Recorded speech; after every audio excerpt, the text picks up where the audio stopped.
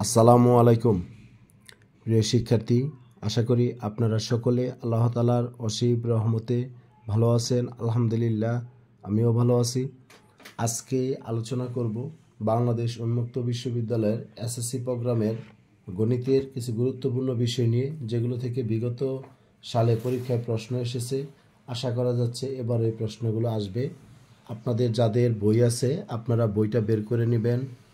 বইয়ের 24 পৃষ্ঠাতে যে পড়াটা সেটা আমি আপনাদের সাথে একটু শেয়ার করব। প্রথমত শিক্ষার্থী, এখানে আমরা দেখব যে লেখা আছে আমাদের এক জোড়া উপাদানের মধ্যে কোনটি প্রথম অবস্থানে আর কোনটি দ্বিতীয় অবস্থানে থাকবে তা নির্দিষ্ট করে জোড়া আকারে প্রকাশকে বলা হয় ক্রমজোড়।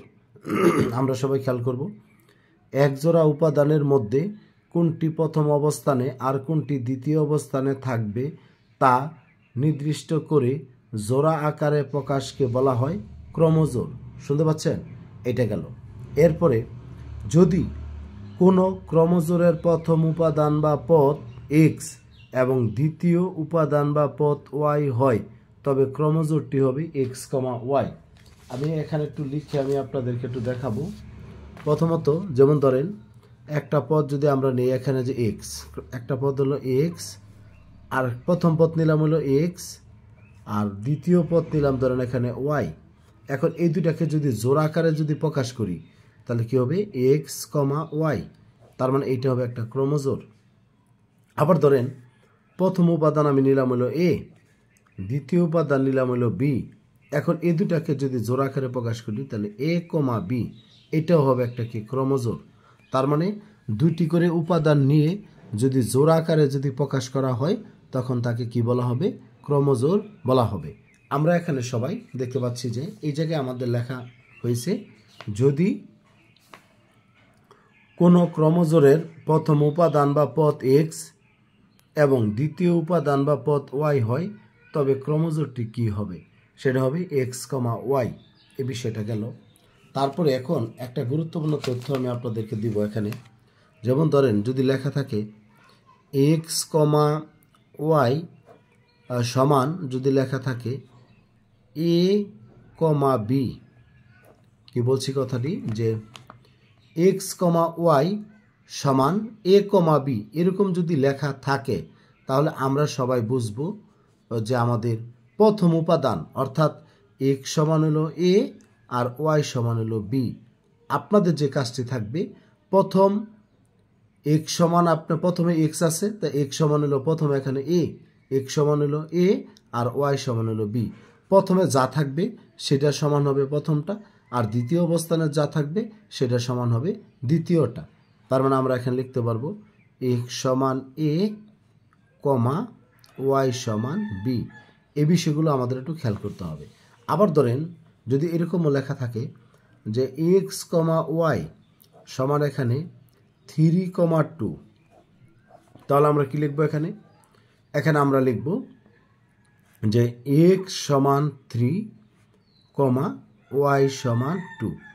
এই বিষয়গুলো আমাদেরকে সবাইকে খেয়াল করতে হবে।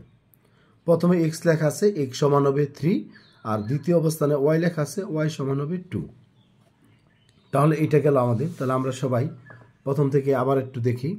প্রথমটা তো ইনশাল্লাহ আমরা বলেছি যে এক জোড়া উপাদানের মধ্যে কোনটি প্রথম অবস্থানে কোনটি দ্বিতীয় অবস্থানে থাকবে তা নির্দিষ্ট করে জোড়া আকারে প্রকাশকে বলা হয় ক্রমজোড়। আর যদি কোনো ক্রমজোড়ের প্রথম উপাদান বা পদ এক্স, দ্বিতীয় উপাদান বা পদ ওয়াই হয়, তবে ক্রমজোড়টি হবে এক্স কমা ওয়াই। আর এক্স কমা ওয়াই সমান এ কমা বি হলে নিচের কোনটি সত্য হবে, কোন সম্পর্কটি সত্য হবে? এক্স কমা ওয়াই সমান এ কমা বি। তার মানে আমাদের কথা অনুযায়ী এক্স সমান আমরা এ লিখবো আর ওয়াই সমান বি লিখবো। এটি হলো আমাদের ক নাম্বার প্রশ্নের উত্তর। এবার আমরা আরেকটা বিষয় আমি আপনাদেরকে এখন দেখাবো। ধরেন যদি এরকম যদি লেখা থাকে এক্স কমা 2, আবার এই পাশে লেখা আছে 3 কমা হলো ওয়াই। যেভাবেই লেখা থাক না কেন, এখন প্রশ্ন এইভাবে আসছে যে এক্স কমা 2 সমান 3 কমা ওয়াই হলে এক্স কমা ওয়াই সমান কত? এটা ধরনের একটা প্রশ্ন আমাদের পরীক্ষায় আসছে যে এক্স কমা 2 সমান 3 কমা ওয়াই হলে এক্স কমা ওয়াই সমান কত? তাহলে এখানে আমি যে কথাটি বলতে চাচ্ছি, তাহলে এক্স এর মান আমরা এখানে লিখতে পারবো কত? এক্স এর মান লিখতে পারবো আমরা এখানে 3, এক্স সমান লিখবো 3, আর 2 সমান লিখবো আমরা ওয়াই, বা ওয়াই সমান 2, বা ওয়াই সমান 2। সবাইটা আমরা খেয়াল করব যে এক্স সমান আমরা লিখবো প্রথমটা, এখানে প্রথমে এক্স, এখানে প্রথমে 3, অর্থাৎ এক্স সমান হলো 3, তারপরে 2 সমান হলো ওয়াই, বা ওয়াই সমান 2। তাহলে এখন এই এক্স এর নিচে আমি বসাবো এখানে 3, আর ওয়াই এর নিচে বসাবো কি 2, তার মানে উত্তর হবে 3,2, 3,2। তাহলে এই অংশটা আমাদের পরবর্তীতে যে পরের প্রশ্নটা যে দেওয়া আছে আমাদের, সেটার মধ্যে আমাদের এখানে আমরা পেয়ে যাব। আমরা 25 পৃষ্ঠার বইয়ের আমরা দেখতে পাচ্ছি লেখা আছে যে আমাদের এখানে এক্স কমা 2 সমান 3 কমা ওয়াই হলে এক্স কমা ওয়াই। আশা করি এটা আমরা পারবো। এক্স সমান 3 আর 2 সমান ওয়াই, বা ওয়াই সমান 2, তার মানে 3,2 এটা হয়ে গেল। পরে 5 নাম্বার যে প্রশ্নটা, এটা আমরা একটু মনোযোগ সহকারে খেয়াল করব। 5 নাম্বার প্রশ্নটা এটা স্ট্যান্ডার্ড, এটা পরীক্ষায় প্রশ্ন আসছে এরকম যে এক্স প্লাস 1 কমা ওয়াই মাইনাস 2 সমান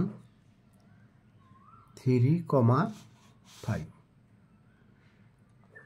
হলে, এত সমান এত হলে এক্স কমা ওয়াই সমান কত? এটা আমাদের প্রশ্ন। এখন আমি যে তথ্যটি বলবো এখানে, এক্স প্লাস 1 সমান কত? 3, এক্স প্লাস 1 সমান 3, আবার ওয়াই মাইনাস 2 সমান কত? 5।